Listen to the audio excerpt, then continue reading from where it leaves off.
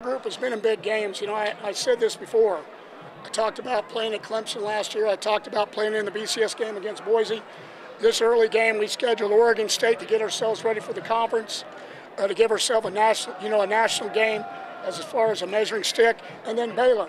So we understood what we had to do. We had confidence in our kid. I told them all week they needed to go play within themselves, that they were going to have a loud crowd.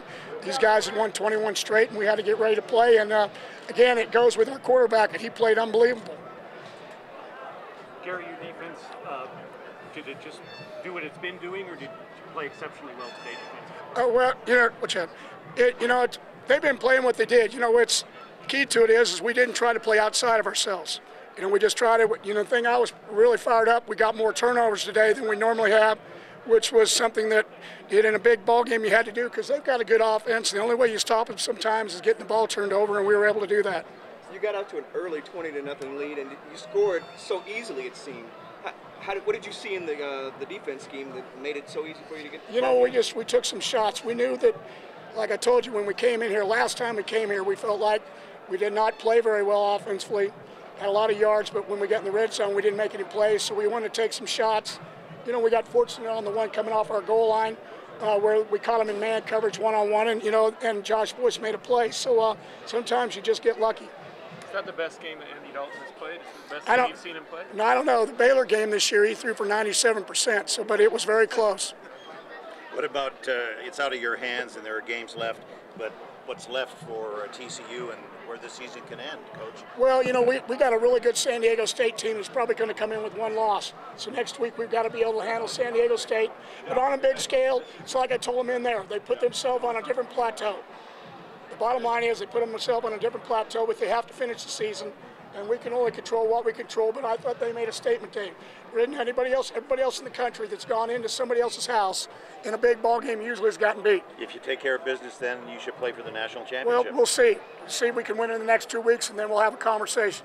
Is this as big a statement as you guys could have made the way you played in the sport?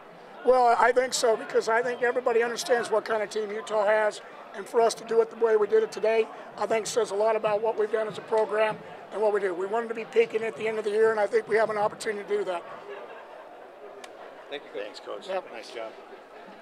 They play a lot of man. They played a lot of zone, though. It was some plays. It's one of those things where our kids have just played. Andy got us into great plays. When they blitzed, he threw the comeback route. Everything that, the offensive staff and the kids just did a great job of understanding what Utah was going to give us and then took what we could get. And then we took a couple shots like Curley. We knew if we put Curley in, we'd have a chance. And maybe then playing tighter coverage and playing the run, and then he throws the vertical down the middle of the field for the third touchdown. So, we knew coming in here that we couldn't come in here and just wait for the ball game to come to us. We were going to have to take it, and that's what I said all week, and that's what we did. What was the key to shutting down Jordan Wynn? He didn't have much time to do anything to find his receivers. Well, I don't know. We've been doing it. We came into the game pretty good. We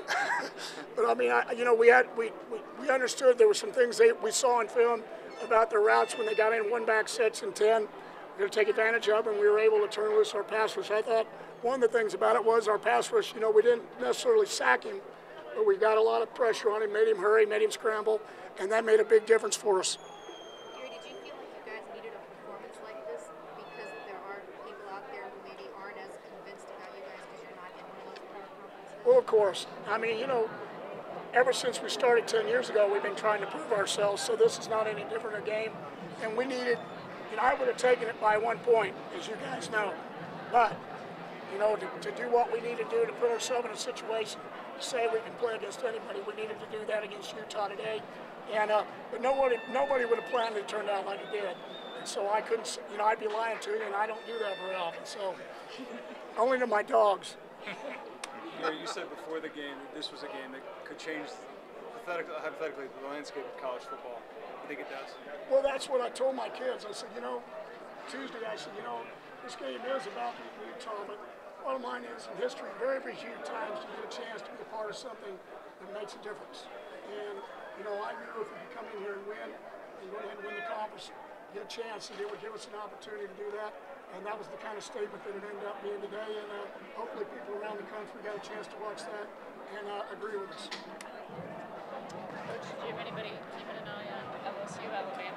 don't know. Right now, unless they have red and black on, I don't know who's playing. Did you have to wear black today? You know what? I wanted to be part of the blackout.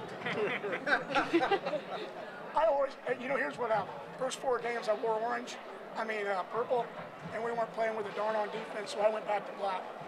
I'm a superstition. You know what? My girl that helps me with the water said, Coach, you got to leave the black on. We play a lot better defense with black. So there you go. Gary, what about the fact that you guys didn't let them cross midfield until the 4th quarter? I didn't even know that stuff. I was just trying to make them fun. You're at somebody else's house. Take your stuff you can get. We played our defense in punting situations a lot. It's because we didn't want them to be able to fake the puck to get a notice. We just took the ball out of Curly's hands, which we didn't let him have as good a day as maybe he might have. But we got the ball back and our offense down, ran minutes off the clock, and that's how you win ball games. You seemed really relaxed last night, even Thursday night when I talked to you. Did you feel watching tape, preparation of this game, that you guys were a team? Well, no, without that, I knew that our team was going to come play. My biggest worry is when you go play somebody that you're supposed to be better at, and then I have to give the emotion. It's easier for me, and I'm getting better as I'm becoming more mature. Okay, of understanding not to bottle up the kids, and that's what even today I was trying to be funny. I jumped in a little bit in the video test last night because a couple of my younger ones weren't. There's one thing, you can still be loose, but you got to understand you got to be focused, and they were not. So we changed the whole move very quickly. But they got ready to play, and they did. Snapped. Whatever your mom does at home, Raise your voice. Yeah, exactly. Being here 2 years ago, how did that shape this team, especially you? Well, I think we learned in that ball game that life and ball games doesn't matter how it is. It's still about winning. That 1-point theory that I have. And we beat them 500 yards to 250, and we lost 13-10. So ever since then, we went on to beat Boise State in the Poinsettia Bowl that year. It really, I think, it gave us a mindset, and it made us understand as a team a confidence level that we could play at any point, any time, and ever since then we have. What about Andy himself? I don't know. You guys get a chance to ask him a question. He just played great. The coaches put him in great position. We knew the plays. We understood what we were going to get, and they did it. And it was, you got to give them a lot of credit. The guys won a lot of ball games. I always say managing the game because I always think quarterbacks get too much credit, in all of it. But, today, in big ball games this year, he's really come to play, including the Oregon State game where everybody thought, well, he didn't have a great game, but you know what he wanted. And was it pitching on the speed option, or it was today checking the comeback route because the way they were rolling the swing blitzes, whatever it was, we wanted to be able to do it, and he for the most part, he was perfect. You said you talked to your guys about making history and how seldom that opportunity comes around, and they did a great job. They're doing their part, and there's still the chance that they'll be denied the opportunity to play for what they might deserve to. Just talk about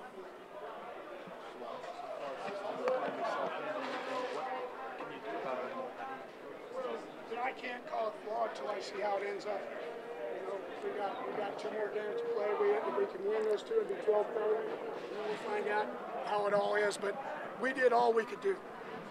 We did all we could do today, and we have 2 more games that we have to finish to be able to do all the rest that we can do. And the bottom line to it is that everybody, thank you, everybody knows.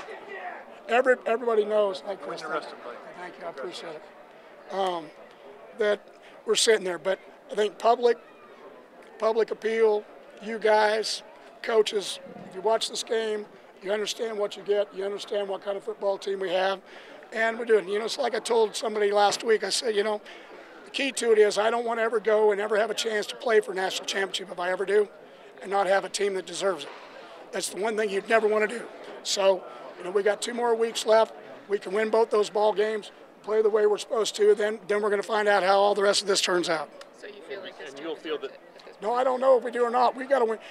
I'm just telling you right now, San Diego State has a good football team, and you better come ready to play because I've watched them play, and Missouri's the only team, and they should have beat Missouri.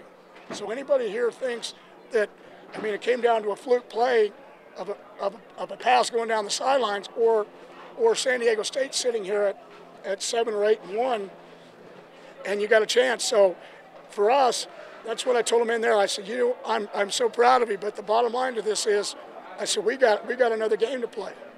That next week, that's very important. It's home. It's for our seniors. We're tearing down Amon Carter Stadium. There's all kinds of things going on. So we just need to go get ready for it and get home and find out who we've got wounded and get ready to go. The fact that you've discussed it with the team means that you guys are thinking about the possibility potentially playing for a national championship. Well, we did that at the beginning of the year when you put national championship at the top of the pyramid. You guys aren't going to get me to say that we deserve to play for a national championship. In 2 weeks, I'm gonna go do what I need to do. I mean, but I think you got to give our kids credit, our fans credit, and the league credit, the way we've grown as a Mountain West Conference, of understanding the kind of football that has been played in the last couple of years, and the way our team played today. So it's, we're going to go, we're going to do the thing we need to do, and see how next week turns out. How much politicking do you think you'll have to do after 2 weeks, the way this thing's shaping up? I don't know. I think people understand that that's not my way. I think there will be, I'll be honest with you, I think there will be others that do it for me. You mean the lady in the white jacket over there? Yeah, my wife. Yeah, she would be a good one. She's a lot better looking than I am, too. Gary, there's already, You all right? Good to see you. there's already stuff out on the internet that the way you guys beat Utah, that Utah's overrated. The win shouldn't be that big a deal. But so talk about how good Utah is. I mean, the girl I dated in high school, I should have married, but I didn't. I mean, told you it's like days of our lives. Who's dating who this week, and they're mad at you, and next week she's going to go back to him, and I mean, it's days of our lives. I mean, it's just what it is.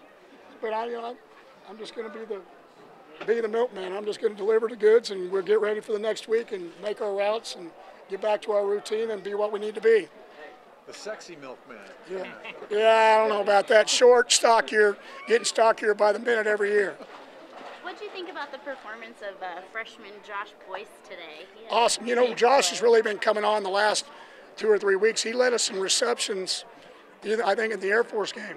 So, and then he had a big wide receiver catch in the UNLV game that went the distance. So, played well. That's usually if you have great seasons, there's guys that have names that nobody knows about that have great years. So, Josh Boyce is just one of those guys.